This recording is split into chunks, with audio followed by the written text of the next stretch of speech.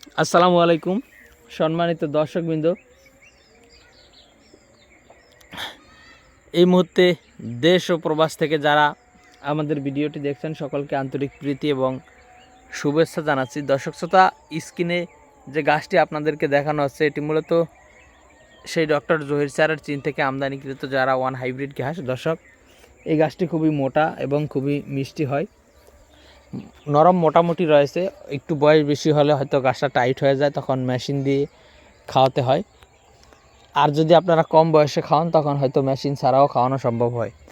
তো দর্শক শ্রোতা, কথা হচ্ছে যারা এই ডক্টর জহির স্যারের চীন থেকে আনা জারা গাছটি চাষ করতে চান, আমাদের কাছে হাই কোয়ালিটি এবং 100% পরিপক্ক জারা গাছের কাটিং রয়েছে।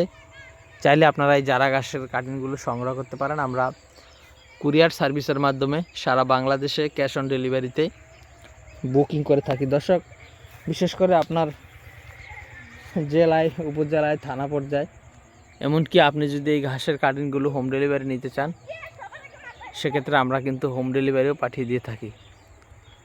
দর্শক শ্রোতা, বর্তমান সময়ে অনেক জাতের ঘাসই রয়েছে। বিশেষ করে আমরাই আরও 2 থেকে 3 জাতের নতুন ঘাস লাগিয়েছি। বিশেষ করে গুয়াতিমালা ঘাসটি লাগিয়েছি, তারপর জাঞ্জিবার ঘাসটি লাগিয়েছি এবং তাইওয়ান ঘাসটিও লাগিয়েছি। দর্শক, গুয়াতিমালা ঘাসের কাটিংটা আপাতত দিতে পারবো না, আমরা কিছুদিন আগে দেওয়া শেষ করেছি, আবার পরবর্তীতে দিতে পারবো। তবে জাঞ্জিবার জারা ঘাসের থেকে ফলন বেশি হয় না, মোটামুটি জারার মতোই হয়। তবে তাইওয়ান হাইব্রিড ঘাসটি আপনারা লাগাতে পারেন, সেটা তাইওয়ান হাইব্রিড ঘাসটি কিন্তু জারার থেকে দ্বিগুণ ফলন হয়।